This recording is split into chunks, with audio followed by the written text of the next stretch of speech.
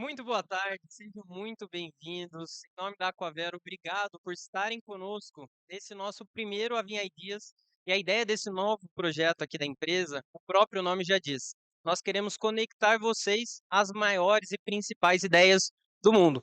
Hoje a gente vai falar nessas próximas 3 horas, em 3 painéis muito legais que a gente preparou com muito carinho, sobre os desafios da comunicação, sobre as reflexões do impacto social e a gente vai terminar falando sobre a importância dos investimentos internacionais. Então hoje a gente tem assunto para todos os gostos, vamos falar de comunicação, de ESG, de investimentos internacionais, enfim, a casa é de vocês, sintam-se à vontade, vocês poderão participar conosco, teremos espaço para perguntas de vocês, convidem seus amigos, seus familiares, é só mandar o link da transmissão que vocês participam aqui com a gente.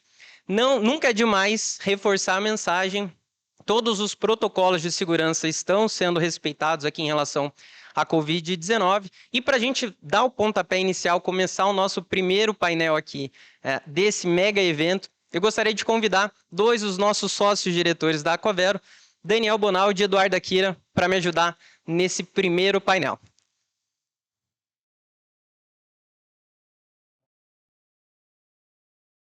Fala, Arthur. E aí, pessoal, tudo bem? Vamos lá. Bora lá. Bom, para a gente começar, antes de chamar aqui os nossos super convidados desse primeiro painel, eu queria aproveitar para pedir para vocês mandarem uma mensagem aqui em nome do nosso escritório, falar um pouco desse momento tão importante que a gente está vivendo. Para a gente é um prazer estar aqui, Arthur, falando com tantos clientes que acompanham a gente há muito tempo, alguns que estão com a gente há menos tempo e acho que já estão se acostumando um pouco com o nosso DNA. A gente não está preocupado em olhar só para o mundo de investimento, a gente sabe que os nossos interesses são muito mais amplos, a gente tem que ter um olhar muito completo sobre tudo que acontece no mundo e isso naturalmente se reflete na cadeia de investimentos. Poder trazer hoje aqui uma sequência de palestrantes com esse gabarito é demais, para a gente é uma realização profissional e pessoal, a gente fica muito feliz de poder dividir um conteúdo, a gente vai falar bastante sobre esse tema, conteúdo, dividir uma informação tão relevante com pessoas que têm aí conhecimento de causa para falar. Para a gente é mais uma realização muito, muito boa.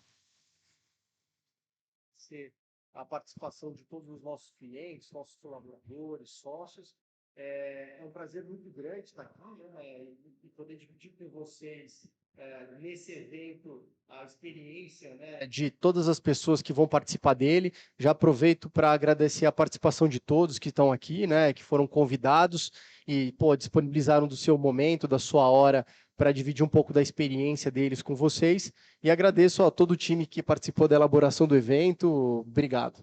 Acho que a única diferença de estar aí ou estar aqui é o PCR. Talvez seja melhor estar ali, não tem o PCR. Bom, vamos lá. Para a gente começar, a gente vai fazer nesse primeiro painel aqui, a gente vai falar um pouquinho sobre os desafios da comunicação. E nada melhor do que trazer duas pessoas que vivem a comunicação, em diferentes frentes, de diferentes formas, mas vivem a comunicação.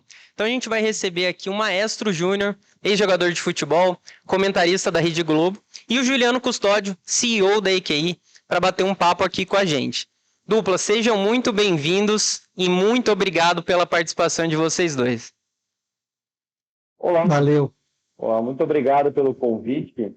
Estou muito feliz aqui de estar ajudando os meus amigos aqui da Aquavero, né, da Avin, falando de algo que eu aprendi na minha vida, né? Me descobri um comunicador, né? Não nasci assim, não estudei para isso, né?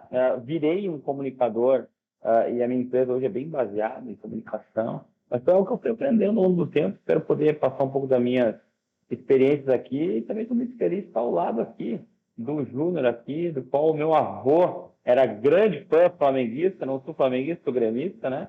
Mas eu tinha um avô que era muito fã do Júnior. Então, feliz de estar aqui com ele, dividindo aqui a telinha. Maestro, seja muito bem-vindo. Eu confesso, o Juliano vai me desculpar, o Juliano já é de casa, a gente já se vê sempre, mas eu confesso que eu fiquei bastante nervoso quando eu soube da sua participação. não só pela sua importância como futebolista, né, para o Brasil, mas eu sendo flamenguista tenho um peso ainda maior pela sua história com o nosso time. Então, obrigado pela participação, obrigado por esse tempo. E eu vou aproveitar para já fazer a primeira pergunta, que é exatamente nessa transição de carreira. Você, como atleta, como jogador de futebol, obviamente lidava com a comunicação através das entrevistas, no pós-jogo, através ali de participações em programas, mas hoje você tem uma carreira de comentarista, né? Você precisa imprimir a sua opinião, você precisa falar sobre o que você está analisando. Como que foi essa preparação para você se tornar comentarista? Como que isso surgiu para você e como que você começou a colocar isso de pé na sua vida? Inicialmente, boa tarde a todos, obrigado pelo convite. É sempre um prazer trocar ideias, trocar experiências e, naturalmente, espero que a gente possa realmente fazer dessa hora aqui uma hora bastante proveitosa. Eu acho que nós, jogadores de futebol, ex-jogadores de futebol, acho que, de certa forma, a gente tem um pouco da comunicação, né? Porque, principalmente nesses últimos tempos, todos nós fomos obrigados, né, com rádio, televisão. Na minha época, né, teu avô devia saber, Juliano, na nossa época, quando você saía do campo, tinham 10, 12 rádios, né, ali do teu lado para você falar. E muitas vezes você estava ainda com sangue quente, com a cabeça quente, e você precisava, na verdade, medir as palavras para evitar problemas futuros em relação ao que você estivesse falando, qualquer coisa desse tipo. Eu acho que todos nós, né, tem jogadores, uns com mais facilidade, outros com menos facilidade, mas eu já tinha tido, né, uma experiência como comentarista quando eu morei na Itália, porque lá na Itália tinha uma repetidora, né, uma afiliada da TV Globo que se chamava Tele Monte Carlo. E a Tele Monte Carlo tinha um diretor que eu conhecia, que foi repórter, inclusive jornalista aqui no Brasil, que é o Ricardo Pereira.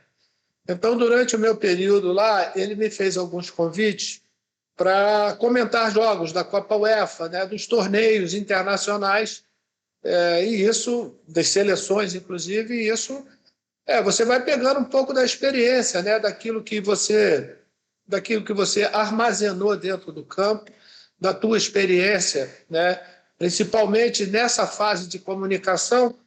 E eu acho que a minha formação, quer dizer, dentro da minha casa e até mesmo a minha formação dos colégios, até chegar à faculdade, eu estudei na Cândido Mendes, aqui no Rio de Janeiro, fiz 4 períodos, quando tive que decidir, ou eu ia jogar bola, ou então, né, ia estudar. E eu pensei, para estudar eu terei tempo, para jogar bola eu estava com 19 para 20 anos, aí fiz a opção exatamente, que não me arrependo até hoje de ter ido. Então, quer dizer, eu acho que essa formação familiar e também a formação de colégio, eu acho que tem muito da personalidade, entendeu? De você ser uma pessoa extrovertida, de você ter uma fala mansa de comunicação. Eu já estou nessa vida aqui, 95 foi minha primeira experiência na TV Globo, né? Na época, a TV Globo não tinha nem o futebol ainda na sua grade de programação, eram jogos esporádicos. Eu, por exemplo, fiz a final do Campeonato Brasileiro em 1995, quando o Botafogo foi campeão, a segunda partida, que foi Santos e Botafogo, um jogo lá no Morumbi. Então eu já tinha mais ou menos uma experiência, né? Mas só que uma coisa, com o andar da carruagem, uma coisa é você falar para o canal aberto, né? Por exemplo, na TV Globo. Por quê? E a outra coisa é você falar para um canal de esporte, como é o caso do Sport TV, que inclusive hoje está completando 30 anos. Por quê? Porque na televisão aberta você está falando para um público em geral, né? Às vezes está a tia, está a avó, estão as mulheres, estão os homens. E já no canal do esporte, que é o Sport TV, você está falando para um público que está ali, ligou a televisão exatamente para ver o esporte, né? Então, o teu linguajar, às vezes, ele precisa ser menos técnico, né? Porque não adianta chegar na TV Globo, por exemplo, ficar falando de 4-2-4, 3-5-2, né, dessas coisas técnicas que somente o cara que está ligado, as pessoas que estão ligadas ao futebol vão entender. Então, isso é uma coisa que você vai aprendendo naturalmente com o passar do tempo, né? E como eu já estou há bastante tempo nessa vida, a partir de 98, praticamente, eu fiquei direto, né? E aí você vai melhorando, né? Você vai perdendo um pouco daquele sentimento mesmo, a tua paixão, né? Porque não precisa falar para ninguém, porque eu joguei somente no Flamengo aqui no Brasil. Então está escrito na minha testa, Flamengo, entendeu? Mas nem por isso, né? Eu sou pago para comentar, eu não sou pago para torcer. E uma das situações que eu passei foi exatamente indo para São Paulo para fazer um jogo, e uma senhora no aeroporto me pediu para tirar uma foto, para assinar para ela uma coisa, eu assinei. Ela flamenguista, naturalmente, e quando ela estava indo embora, ela falou para mim, você tem que deixar de ser imparcial. Aí eu pensei, isso foi realmente um grande elogio, né? Porque, por mais que você esteja envolvido, como eu estive envolvido, né, com o Flamengo durante toda a minha vida, eu não estou ali para ir para um lado nem para o outro, né? Eu tenho que dizer o que está acontecendo no campo para que as pessoas em casa possam entender, né? Eu acho que esse é um lado, principalmente da credibilidade, né, que a gente precisa ter na hora da gente fazer os comentários. O resto é estudar um pouco, né? Fazer um pouco do dever de casa antes de você ir para a transmissão. Grande maestro. Aproveitando o gancho aqui, né, de comunicação, vou estender a pergunta para o Juliano, né, que hoje se tornou um grande comunicador aí, tem suas falas super extrovertidas ali no Instagram e sempre quando se comunica com todo o público. Juliano, conta pra gente um pouco da sua trajetória, né? A gente já se conhece há algum tempo, somos colegas de profissão e a gente acompanhou, né, a sua trajetória. Quando você iniciou esse seu sonho louco, né, cara, de montar um negócio totalmente inovador ali, todo mundo até te teve um pouco como um maluco, né, cara? Puta, o cara tá montando um modelo totalmente fora da caixinha, enquanto todo mundo tava indo para um lado, né, ali de crescimento através de contratação de assessores, né, expandindo para ganhar capilaridade. Você foi para a ponta inversa, né? Você foi construir um modelo totalmente inovador.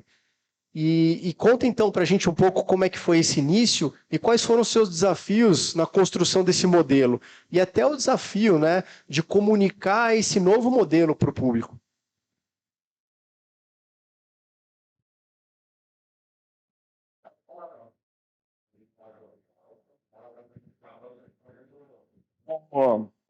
Primeiro, uma coisa que eu aprendi nos últimos anos, né? Porque se fala muito sobre inovação, né? E a gente, você tá aí com o seu negócio, com a sua empresa, você tem que passar coisa maluca na cabeça, precisa inovar, e as pessoas confundem um pouco inovação com criatividade, inovação com fazer algo completamente novo. No final das contas, eu sou um engenheiro eletricista de formação, né? Os engenheiros eletricistas normalmente são conhecidos por quase não conseguir falar com seres humanos, né? São pessoas normalmente estudiosas, mais nerds, mas não são criativos por si, né?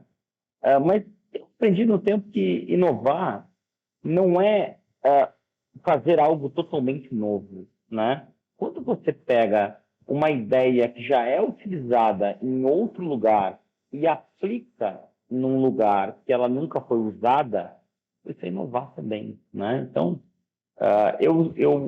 nisso eu decidi escrever em 2013 um blog sobre investimento. E por que escrever um blog sobre investimento? Na época, existiam muito poucos blogs de investimento e o conteúdo desses blogs sobre investimento era extremamente técnico, né? E eu via que eu tinha clientes de investimento e que eles queriam um conteúdo mais humanizado, uma coisa mais para seres humanos normais, não um conteúdo técnico para técnicos. Mas sim, as pessoas estavam começando a se interessar por investimento, mas elas queriam aprender sobre investimento em português, não em financeiro. Então, essa ali foi a grande sacada do início do nosso negócio, né? Então, eu montei um blog porque eu queria escrever textos para explicar coisas para as pessoas de uma maneira simples e didática E eu queria simplesmente pegar aqueles textos, poder ter eles em alguma página na internet, para poder mandar para esses meus clientes eles lerem e aprenderem coisas novas, né? Para que eu pudesse oferecer produtos mais sofisticados para eles, que eles entendessem e confiassem nesses produtos. E, no final das contas, esse blog começou a ter uma certa fama. Esse blog começou a se ranquear melhor no YouTube, no Google. E eu descobri que era legal também fazer vídeos explicando para as pessoas, que nem todo mundo gostava de aprender lendo. Algumas pessoas gostavam de assistir vídeos. E o YouTube estava começando a despontar na época. Eu comecei a gravar vídeos com uma câmerazinha qualquer, explicando os assuntos para as pessoas, né? Então, PowerPoint, bem explicadinho, falando em português, né? Apesar do português nunca ter sido muito meu forte, mas falando em português para as pessoas, né? Falando de uma maneira descontraída, né? Porque a maneira descontraída faz com que a pessoa entenda mais fácil as coisas. Então, a grande sacada foi que lá em 2013 para 2014, eu trouxe uma ideia de vender investimentos da mesma maneira com que as pessoas vendiam software pelo mundo. Então, essa indústria que faz SaaS, né, que é Software as a Service, né? Então, por exemplo, SAP, Salesforce, RD Station, softwares que você aluga, né, que tem times de vendas, eu resolvi usar essa mesma estratégia, essa mesma tecnologia para começar a vender investimentos. O início de tudo isso é você chamar a atenção das pessoas e mostrar para as pessoas que você entende sobre um assunto. E a maneira que se fazia isso no Brasil, antigamente, era muito sisuda, muito séria. E a gente começou a falar de investimentos falando em português. E falando em português, as pessoas começaram a gostar da gente. Hoje em dia tem uma profusão de influencers falando sobre investimentos em português. Mas quando eu fiz isso lá em 2013, a gente foi o precursor aí dessa onda de ensinar investimentos sem financeiro, em português. Muito bacana, Juliano.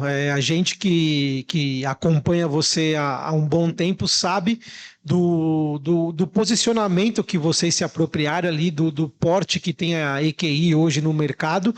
E você contou um pouco da história do começo aí, em função do questionamento do Akira, mas aí eu fico com uma curiosidade tremenda, que é legal, quando você começou, quase não tinha, era raro, né? Era escasso essa geração de conteúdo.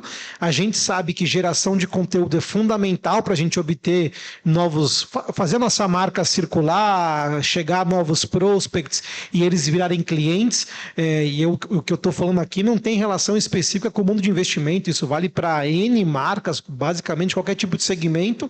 Você mesmo disse hoje que tem uma profusão de influencers, mas quais são os desafios hoje da geração de conteúdo? Porque hoje o que não falta é empresas, marcas, pessoas gerando conteúdo. Então, um ambiente muito competitivo. A sua empresa ali, a EQI, está posicionada nesse ambiente. Quais são as dificuldades dessa geração de conteúdo e como que você atualiza isso de tempos em tempos? Conta o segredo para a gente. Hoje, não tem segredo. O que a gente faz, eu tenho uma estratégia aqui de testar muito, né? Assim, em algum momento da vida aí eu aprendi também que eu não teria compromisso com o erro. Compromisso com o erro, né? As pessoas, quando erram, elas ficam doentes que erraram, ficam tristes que erraram. Elas levam isso para a cama, elas remoem que erraram, né? E aquele erro dói nelas, esse erro dificulta que ela tome uma próxima decisão, uma próxima tentativa. Eu decidi que eu não ia ter compromisso com o erro depois de sofrer muito com os meus primeiros erros. Então eu resolvi fazer muitas tentativas, muito certo, errar muito e não ter medo de errar. Mas, claro, errar pequeno sempre. Então a gente faz muito certo, né? Então a gente testa múltiplos tipos de influência. O influencer engraçadão, o influencer mais sério. A gente tem o influencer gordo, o magro, né? A gente tem o influencer mais velho, o mais novo, o homem, a mulher, né? De todos os tipos, né? Então, a ideia é você testar muito, né? A última estratégia que a gente fez, e que depois ficou bem famosa de novo, e na verdade nós estamos aqui nessa estratégia, que é a estratégia de eventos digitais. Então, foi uma estratégia que a gente escalou, a gente começou ela há 1 ano e meio para 2 atrás, a gente começou a fazer eventos digitais. A gente notou que, puxa, eventos digitais eram muito legais.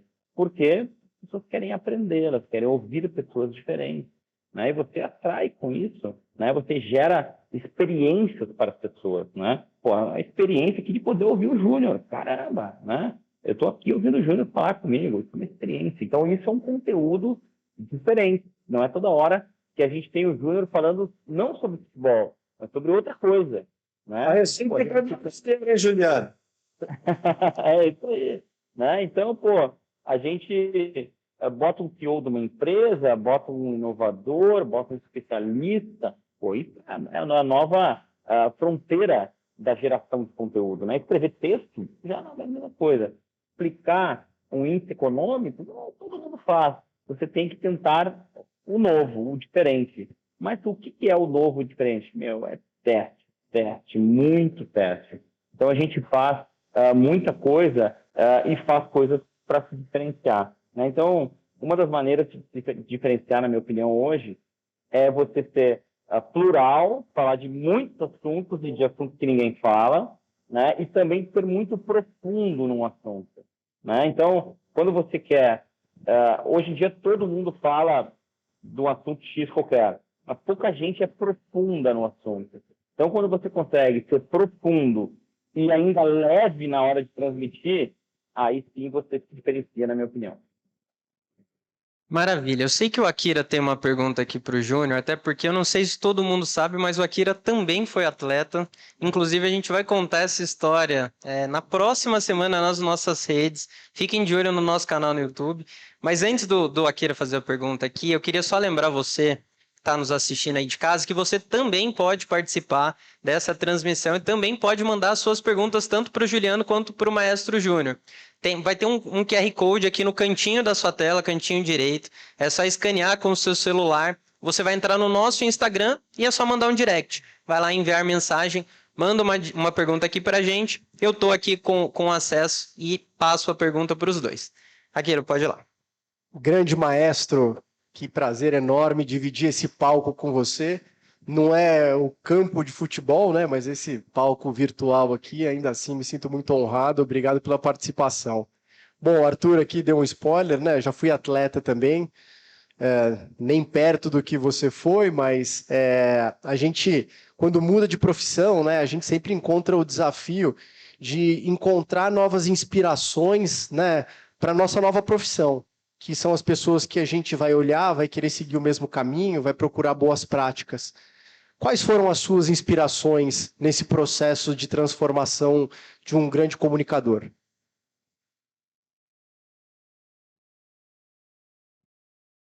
Júnior, só um minutinho. O seu áudio falhou aqui pra gente, se puder... voltou.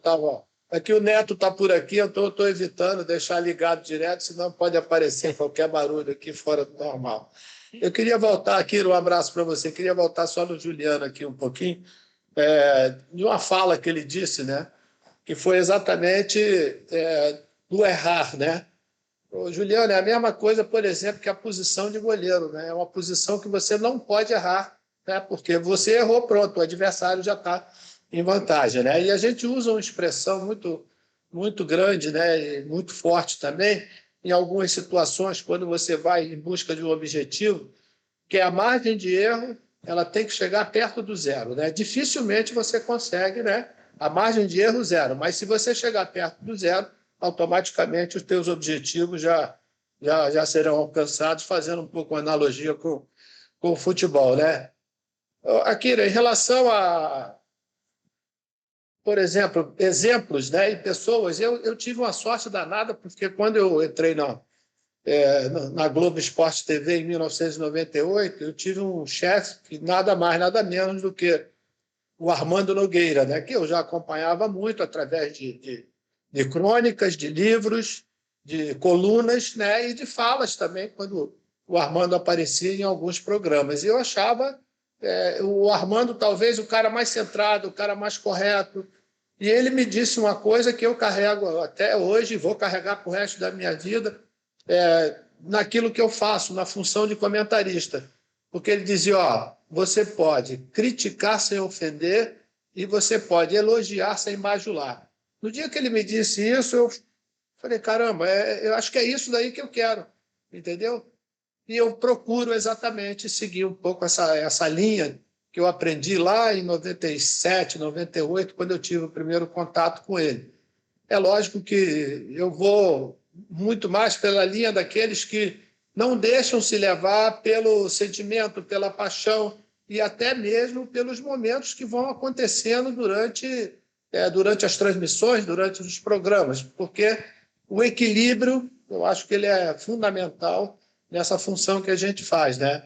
Eu acho que tenho a certeza que o Armando Nogueira foi a minha grande referência, não somente meu chefe durante algum tempo, mas minha grande referência. Eu tive o privilégio de estar com ele nas Olimpíadas de Sydney em 2000, aonde foi uma experiência diferente, né? Porque eu não estava na Olimpíada somente para comentar futebol. Eu fazia parte de uma mesa redonda que tinha a Paula do basquete, Fernanda Juventurini do vôlei, Robson Caetano do atletismo, o Armando Nogueira e eu. Então nós ficamos praticamente um mês todos. Então ali eu tive que correr atrás mesmo, né? Para saber o que estava acontecendo com os outros esportes. O voleibol eu já seguia, meu irmão foi jogador, inclusive, de seleção brasileira. Mas os outros esportes eu tive que procurar fazer aquele tal dever de casa que a gente precisa para entrar numa transmissão, para você participar de um programa. Muito bom. O Júnior acabou respondendo duas perguntas em uma. Eu ia fazer uma pergunta aqui sobre como que é, no mundo de hoje, ter que dar opinião todo domingo e quarta-feira, basicamente. Deve ser algo muito pesado e acho que acabou comentando aqui com a gente que é uma questão de ponderação, imparcialidade e saber ali que sempre tem um ser humano por trás, então você não desrespeitar, nem bajular. Acho que isso acaba respondendo um pouco dessa era mais uma curiosidade minha. Mas hoje, né?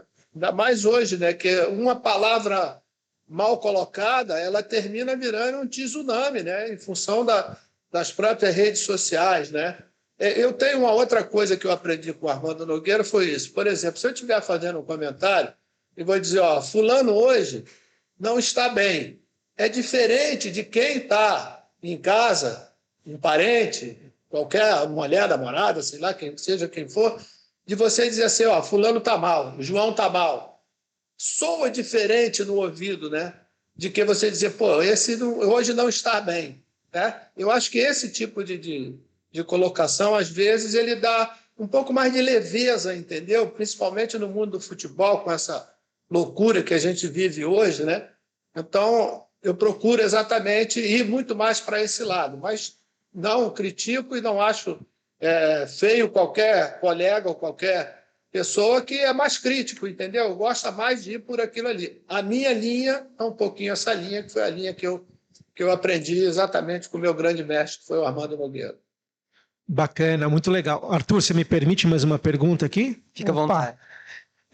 Voltando então, Júnior, eu vou aproveitar então um tema aqui que é um tema que eu acho muito válido nos dias de hoje. Na Olimpíada a gente acabou comentando, falando bastante sobre essa questão de saúde mental, resiliência, e você é um grande esportista, tem uma carreira bastante representativa, com certeza teve grandes vitórias e derrotas marcantes. Isso fala muito alto aqui para a gente, porque estamos construindo um mercado em que todos somos empresários, todos somos empreendedores. Então, pequenas derrotas que fazem parte da vida, acabam doendo para a gente. A gente sempre tem que ter essa questão da saúde mental, saber que a gente vai vencer e que vai vencer esse desafio, a gente não pode se deixar bater. Como que você lidou com isso? Talvez numa época que se falasse muito menos. Como que você fazia? Inclusive, maestro, só antes de você responder, não foi combinado, mas a gente recebeu essa pergunta também aqui. O Pedro Elias mandou a pergunta aqui falando assim, maestro, em qualquer profissão temos muitas dificuldades que são enfrentadas. Você, como jogador, conviveu com a frustração, afinal, no esporte, perder faz parte. Como você lidava com esse convívio, com as frustrações e como você se recuperava e dava a volta por cima? Para qualquer esportista, né, seja qual o esporte que ele faça, essa história do perder faz parte, a gente procura não assimilar muito, né? Porque senão termina com a cabeça voltada, porque qualquer derrota seria uma coisa normal, né? Eu vivi uma experiência, e eu acho que a minha sorte, eu e todos os meus companheiros, que foi exatamente na Copa de 82, né? Onde a seleção brasileira era tida como favorita em função de tudo que tinha feito no ano anterior e durante a própria Copa do Mundo, mas acho que talvez por parte da comissão técnica, né, e das pessoas responsáveis pela seleção, o comando da seleção, em nenhum momento eles disseram que poderia acontecer exatamente o que terminou acontecendo, que era uma derrota. Porque todo mundo te prepara, né, só para as vitórias, né, te prepara para as conquistas, né? E muitas vezes precisa aquele que faz o advogado do diabo dizer, presta atenção, a coisa não pode ir por esse lado, né? E às vezes, né, eu já tinha 28 anos, a maioria, o Sócrates já tinha 28 anos, o Zico já tinha 28 anos, nós já tínhamos uma estrada, a gente já tinha vivido aquilo ali, mas nem por isso a gente deixou de viver essa decepção, né? E eu me lembro que um jornalista, não vou dizer o nome dele, fez uma coluna, uma crônicazinha, dizendo que eu estava pensando em me suicidar porque perdeu a Copa do Mundo. Lógico que esse cara não me conhecia, né? Agora você imagina a minha mãe lendo isso, né? Aí, enquanto não falou comigo, não sossegou, né? Porque lendo uma notícia desse tamanho aí, ela ficou desesperada, né? Mas a gente sofreu também com isso aí, né? Exatamente esses momentos, essas decepções. Mas aí é que você tem que se mostrar forte, né? Aquela coisa de dar a volta por cima, porque nesses momentos, né, aí a gente pode usar faz parte, né? Mas ninguém me preparou também, né, para que eu pensasse que essa possibilidade poderia acontecer. E no esporte você precisa, às vezes, dizer isso também, para que a pessoa até se fortaleça, crie uma motivação a mais para não passar por uma decepção tão grande. Eu, graças a Deus, na minha vida, tive muito mais alegrias do que decepções, mas essa foi um que marcou. Mas nem por causa disso eu deixo de ter meu orgulho, de ter a satisfação, a autoestima de ter feito parte de uma seleção brasileira que dentro do futebol, quando você não ganha, você não tem razão, e ela até hoje ela é ainda reverenciada exatamente pelo trabalho que foi feito durante todo aquele período que ela se apresentou. Maravilha, mestre. Eu vou voltar com... Se eu puder complementar... Fica à vontade. Eu acho que... assim, trazendo um pouquinho para o campo dos negócios, para o campo empresarial, né? Garanto que muitas pessoas que estão nos assistindo aqui são empresários ou fazem negócio, né? Nos Estados Unidos é prática pouco frequente no Brasil, mas os americanos, eles contratam muito para executivos ex-atletas, né? O atleta, quem jogou futebol universitário americano, ou natação universitária, ou basquete universitário, essas pessoas são preferidas na hora de contratação como executivos, né? Mas por que isso, né? Tem muito a ver com, primeiro, disciplina, né? Você não vira um grande atleta se você não for disciplinado, né? Principalmente hoje em dia, né? E também o atleta está acostumado a perder.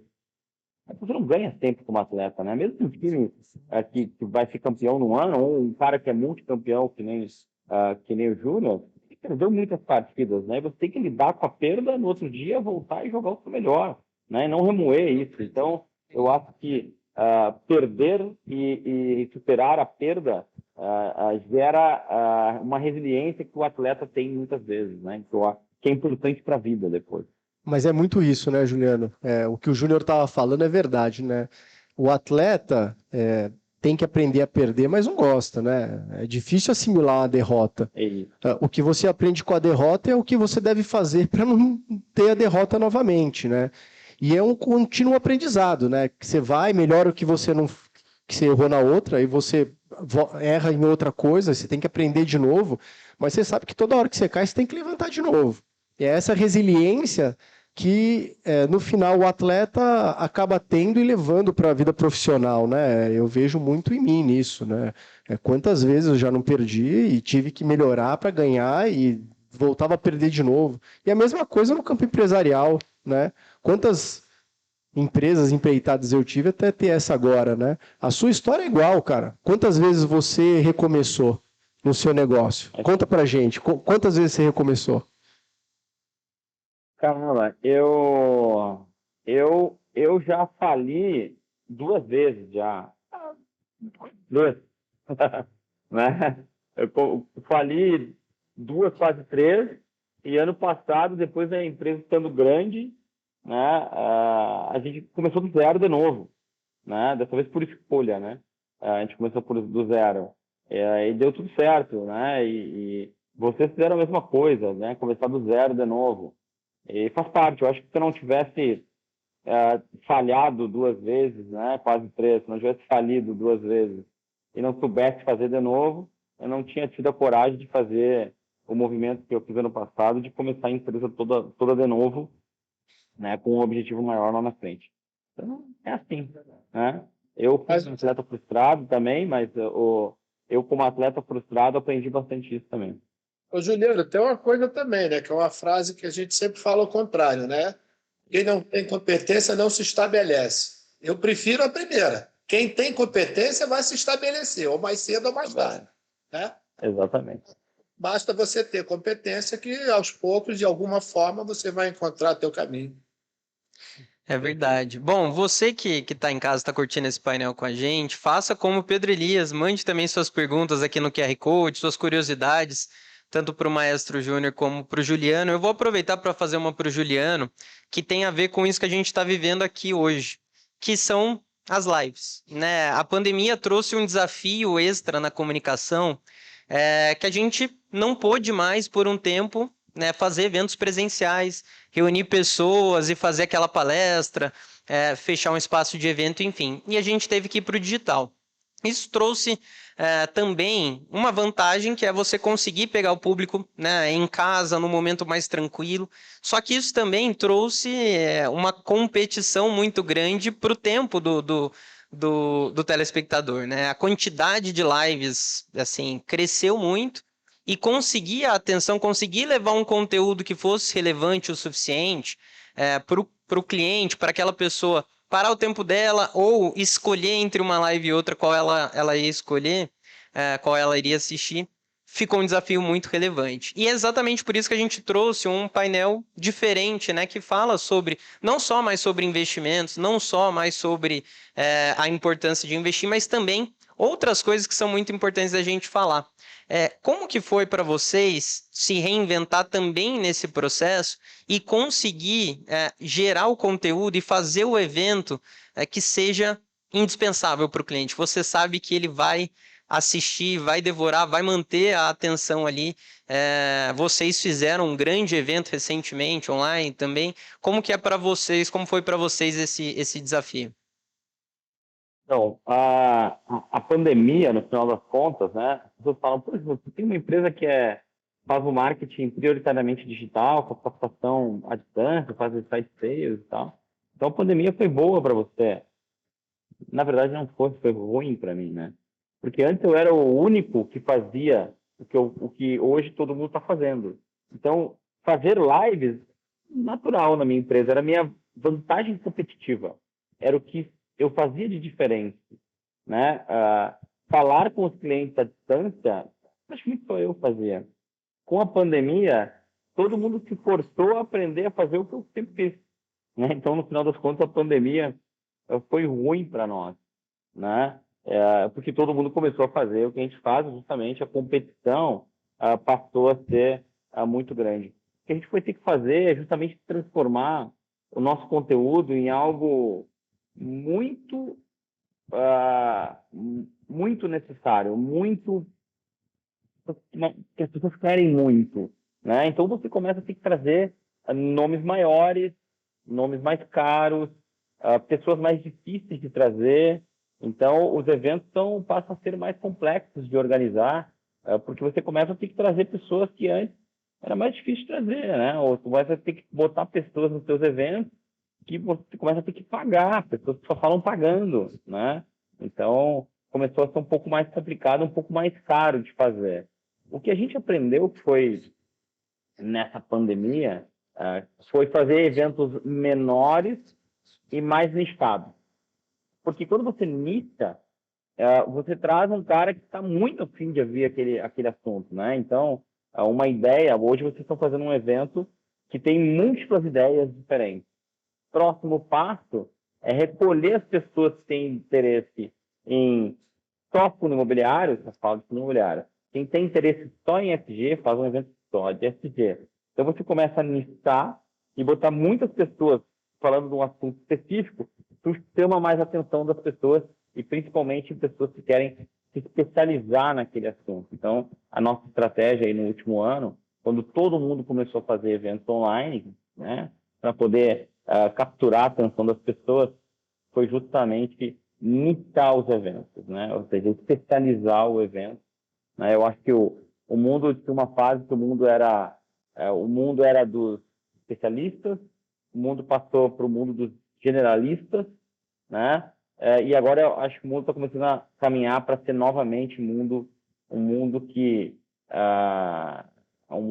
valoriza muito os especialistas, novamente. Maravilha. Maestro, para vocês isso também é verdade, né? Num dado momento, o estúdio morreu, todo mundo teve que ir para casa, todo mundo teve que começar a comentar esportes de casa, entrar ao vivo num programa. Como que foi esse novo momento para vocês? Como foram esses desafios, saindo lá do estúdio, que ficava todo mundo junto e cada um na sua casa, e se conectando ali, aqueles problemas de internet, todos esses desafios, como que foi para você esse momento? É complicado, né? Eu tive que me adequar, por exemplo. A minha internet aqui era uma internet só para uso de casa mesmo, né? Não tinha uma internet potente, aonde, por exemplo, os primeiros programas, de repente, congelava, né? Então, eu fui obrigado, né, a trazer para casa uma internet compatível com aquilo que eu iria fazer, né? Por causa do problema da qualidade, né? Porque você está fazendo um programa, quando você está desenvolvendo um raciocínio, congela a imagem, quando você volta, esse raciocínio já está mais ou menos fora de propósito, entendeu? E até hoje, a minha mulher tem brigado comigo bastante, porque eu transformei a minha sala de jantar, né? Eu estou exatamente. Você vê que tem um quadro aqui atrás que foi o cenário que eu arrumei. Tem uma luz, né? E tem a luz natural. E aqui é um lugar onde tem uma acústica boa. Eu não estou usando nem o headset, né? Nem o microfone. Estou falando somente através do computador. Teve um técnico que veio aqui, lá da televisão, que colocou uma aparelhagem de som compatível, né? Juntamente com uma iluminação, para que durante, sei lá, quando estivesse chovendo, que não daria para usar a luz natural, a gente usaria a luz artificial. Eu acho que o pior para nós, quando nós comentaristas, no caso, porque os programas você tem menos impacto, né? Mas quando nós recomeçamos a comentar os jogos, eu acho que ali a gente teve um problema. Por quê? Você fazer o jogo em loco, o que é que acontece? Em muitas situações, um time está batendo um escanteio, um córner, e você está olhando, né, a defesa adversária desse time, se ela está bem posicionada, para você poder ilustrar o teu comentário, dizer, ó, não está bem posicionada a defesa, não. Se o córner não foi bem batido, está arriscado a ter um contra-ataque e tal. Já você em casa, você fica limitado exatamente àquela imagem que você tem. É lógico que com o passar do tempo, você mais ou menos já consegue até, de certa forma, não deixar que isso possa influenciar no teu comentário. Mas em casa você fica bastante limitado. Nós ainda não voltamos. Hoje, né, nós já voltamos ao estúdio, que já é uma vantagem bem legal, né? Primeiro pelo contato, né, com o narrador, porque você em casa, para você participar da narração, você é obrigado a chamar o Kleber, o Luiz Roberto, o Galvão, porque senão você vai falar, você vai atropelar, né? Quem está falando. E isso, para a transmissão, não é muito legal. Hoje, você já presencial no estúdio, já dá um alívio melhor, você já qualifica melhor os seus comentários, né? E o próximo passo, eu acredito que em dezembro, né, com a questão da vacinação, a gente já deva estar voltando aos estádios, que aí melhora mais ainda a qualidade dos comentários. Muito legal. Muito legal. Tá com áudio? Muito legal, Júnior. Tem relação O que você acabou de comentar. Hoje a gente tem Campeonato Brasileiro Série A e B, Série A com 20 times, Série B com vários times relevantes, jogadores brasileiros na China, Catar, Estados Unidos, além dos países que a gente sempre teve jogador, Itália, Espanha, por aí vai. Como que você faz para se manter atualizado? Obviamente que não deve ser um trabalho simples. A gente sempre tem ainda mais o futebol, paixão nacional, né? Todo mundo sabe profundamente sobre o tema, não tem nenhum leigo no território brasileiro. Como que você faz para se manter atualizado sobre um conteúdo que é tão disseminado e que tem isso, que é espalhado pelo mundo inteiro? Bem, eu acho que, primeiro, por exemplo, o futebol italiano, né, onde eu deixei muitos amigos jornalistas na época que eu joguei lá. Então, esses amigos jornalistas, eles me mandam sempre, por exemplo, o Tuttosport, que é um jornal exclusivo que fala de futebol de Torino. Você tem o Corriere della Sera, que é de Roma, né? Você tem a Gazeta dello Sport, que é de Milão. Então, eles me mandam, né, através dos sites mesmo, então dos aplicativos. Aí na Itália eu fico por dentro. E eu tenho um amigo que foi para Portugal, que ele também é outro apaixonado por futebol, e ele assina todos esses jornais virtuais, entendeu? Então ele praticamente me manda todos esses jornais. Então é uma forma que a gente tem de poder acompanhar. Lógico que é difícil você acompanhar tudo. Mas, por exemplo, os campeonatos mais importantes, o campeonato inglês, o espanhol, o italiano, o francês, onde tem jogadores brasileiros assim com mais frequência, fica mais fácil para você acompanhar, né? Se você vai fazer, por exemplo, vai participar de um evento como foi a Olimpíada, uma competição, como estão essas seleções olímpicas que a gente não tinha tanta visibilidade, né? A gente conhecia a seleção brasileira. Então, a gente vai através, aí você entra no computador e vai buscando as federações, as confederações, que eles têm sempre um departamento que fala através dos departamentos, né, feminino, sub-20, essas coisas assim. Então, você vai entrar ali, aí você tem que pesquisar, né? Isso aí nada mais é do que fazer o dever de casa, né? Para que você não chegue muito cru, né, na hora vamos dizer, da transmissão, né? O futebol feminino é a mesma coisa, né? Você precisa estudar. Apesar não, e a gente ainda tem uma empresa que manda um relatório a respeito, né, dessas seleções, as individualidades, para que você possa chegar na transmissão já bem coberto para evitar qualquer problema. Juliano, o desafio do seu dia a dia deve ser muito parecido, né, cara? Porque a sua agenda é super concorrida, você Tem um monte de evento para atender, enfim, a condução da gestão da empresa, e ao mesmo tempo você sendo um comunicador, imagino eu que deve ter pergunta o dia inteiro. Pô, como é que está o fundo imobiliário? Como é que está o mercado, o fundo multimercado? Como é que está a bolsa? Como é que está a ação da empresa X, da empresa Y? Como é que está a curva de juros? Como é que está o dólar? Como é que você faz também para se manter atualizado? Como é que você se vira aí? Eu acho que o jeito é você ter um time, né? É como o Júnior falou ali, né? O Júnior recebe um resumo, um release da empresa que ele trabalha para ter informação de tudo. Aqui a gente tem a nossa área de analistas, os analistas da nossa asset. A gente é uma empresa de informações sobre investimentos. A gente tem um blog que fala sobre investimentos e tem notícias sobre investimentos. Então, dali a gente colhe muito também.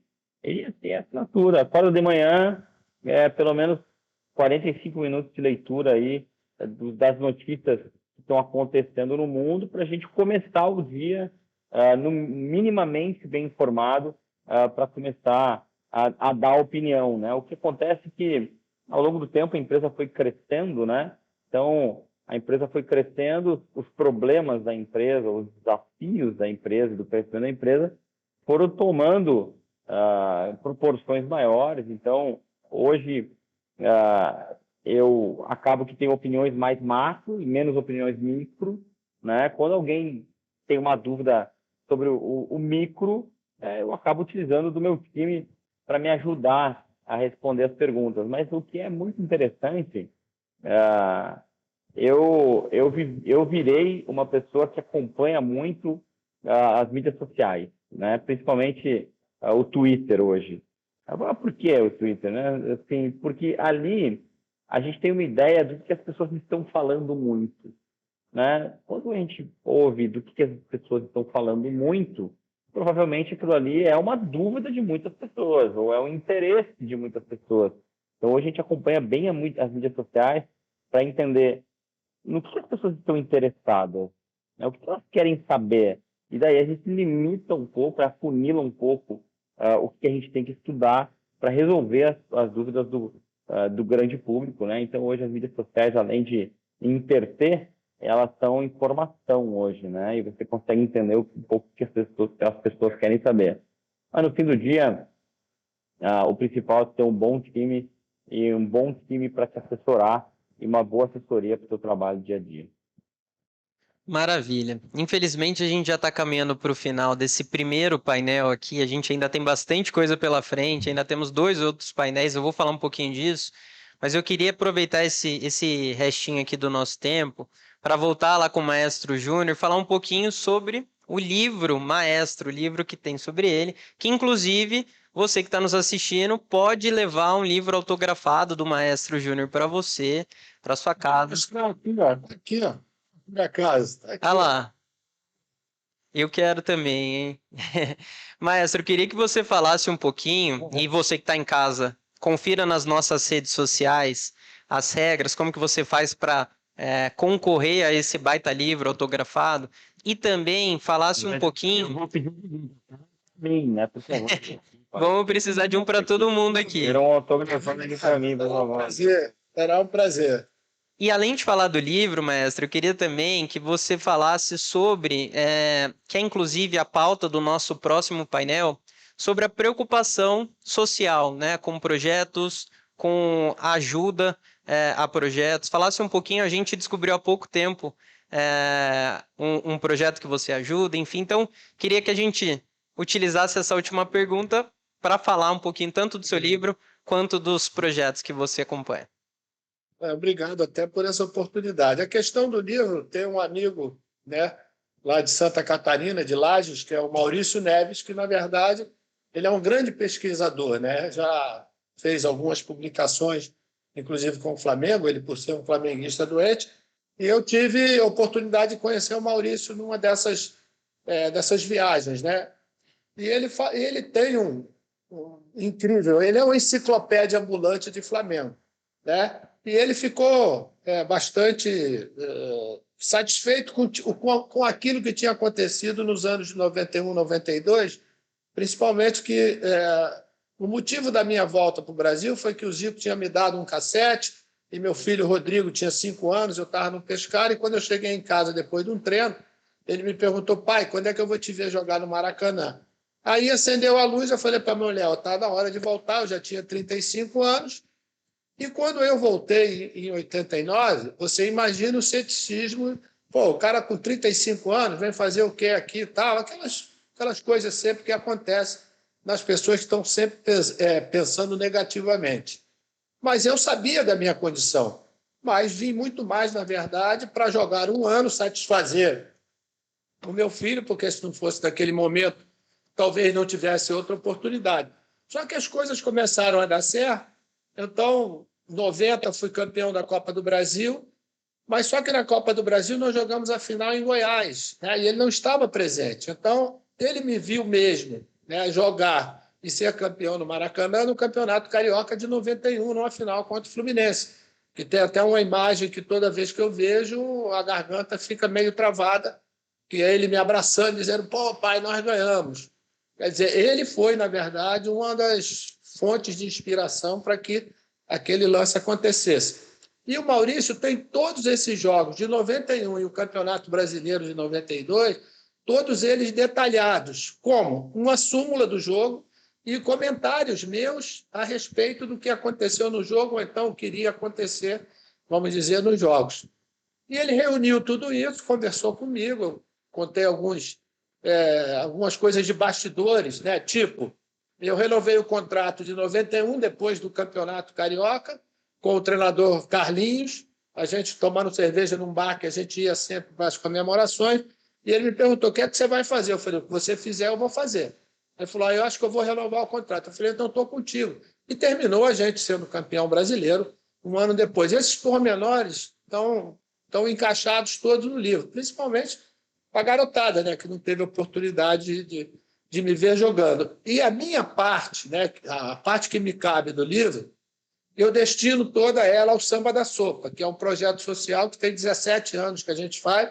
Eu digo que é um projeto músico-social, porque eu reúno os meus amigos, a gente tinha uma roda de samba em Copacabana, que um amigo me chamou para fazer numa casa de samba que ele tinha. Eu falei: vou, mas só se for uma coisa filantrópica, se for uma coisa beneficente. E hoje já são 17 anos, ajudamos 12, 13 instituições de caridade, passamos um perrengue danado agora durante a pandemia, mas quem tem amigo não morre pagão, né? E esses amigos me ajudaram para que a gente pudesse, com uma quantidade menor, né, de cestas básicas, porque o cover artístico que as pessoas pagam para assistir esse show, o samba, ele é todo revertido para a compra de cestas básicas ou algumas ações. Tipo, no inverno a gente compra cobertores. É esse tipo de coisa que eu aprendi dentro da minha casa. O seguinte: minha mãe sempre, família nordestina, aquela, sabe como é que era? Minha mãe sempre dizia: meu filho, quem tem mais ajuda quem tem menos. E essa frase é uma frase que eu levo com sabedoria mesmo, né? E através desse projeto, a gente já tem 17 anos ajudando. Agora, eu acho que em dezembro a gente deve estar voltando. Em vez de a gente doar 200 cestas, a gente vai poder doar 300. E nessa live, Juliano, foi exatamente uma live que a gente fez, que deu uma sustentação legal, né? Porque eu consegui levar grandes nomes do samba, né? Como de Pilares, né? Então, fizemos um samba, o Arlindinho Cruz, filho do Arlindo, né? E essa rapaziada que foi no show fez com que essa live chegasse a 300 mil visualizações durante a live, entendeu? Que é um negócio assim absurdo. E as pessoas doaram muita coisa, doaram de tudo quanto é coisa que você pode imaginar. Mas a gente sempre encontra uma brecha para poder colocar isso. Foi o que ajudou bastante. Para você ver que nessas lives aí, nós fomos beneficiados nessa situação, né? Coisa que muitas pessoas não tiveram essa oportunidade. Mas eu acho que é quase que uma obrigação nossa, né? De exatamente ajudar quem precisa mais, ainda mais nesses últimos tempos aí que a gente viu a quantidade de pessoas necessitadas. Mas acho que todos nós podemos fazer um pouquinho. Tem gente que faz muito, e o melhor é o seguinte, né? Acho que não vale a pena a gente fazer e dar publicidade, né? Tem que fazer e ficar calado. Não precisa fazer publicidade. Fazer publicidade, para mim, de beneficência, para mim, é um pouco de oportunismo. Isso é uma coisa que a gente evita fazer. É lógico que tem que fazer a divulgação do Samba da Sopa quando tem, que é para poder as pessoas irem lá, para poder a gente ajudar. Maravilha, Júnior. Acho que a gente não poderia começar com um painel melhor e a gente não poderia terminar esse primeiro painel de uma forma melhor também. Vou aproveitar para te contar uma curiosidade, Júnior, rapidinho. Esse campeonato de 92 foi 15, né? O Flamengo foi campeão 15 dias depois que eu nasci. E a minha mãe brinca que o meu pai falou que o momento mais importante daquele ano foi o campeonato, foi a vitória que você deu para o Flamengo e não meu nascimento. Então, mostra a importância de você para o Flamengo e do Flamengo para a gente. Eu queria, né? Você imagina para mim, né? Já com 38 anos, né? Eu digo que foi a cereja na torta da minha carreira profissional, aquele campeonato de 92. Maravilha. Queria agradecer muito a presença, a participação de vocês dois, Juliano e Júnior. Foi muito rico, acho que não poderia ter sido melhor, né? A gente conseguiu, de fato, trazer muito sobre os desafios e muitas reflexões sobre a comunicação. Então, muito obrigado a vocês dois. Obrigado também aos nossos diretores que participaram aqui com a gente desse primeiro painel. A gente vai fazer uma transição rapidinho para já começar o segundo painel. A gente não quer perder tempo aqui, a discussão está muito boa. Segundo painel, a gente vai falar sobre impacto social. Então, Beleza? um segundinho. Deixa um grande abraço para o Cezão, o César Cielo, que esteve com a gente lá durante a Olimpíada. Cezão é um ícone, é uma referência. Eu estou vendo que ele vai entrar nesse painel aí também. Grande abraço, Juliano. O livro vai chegar, pode ficar tranquilo. Um abração, Júnior, um abração para a turma da... Valeu, obrigado, Juliano. Valeu, obrigado, pessoal. Muito bom, muito legal o papo. Um abração. Obrigado, viu? Obrigado. Valeu. Valeu. Valeu, pessoal.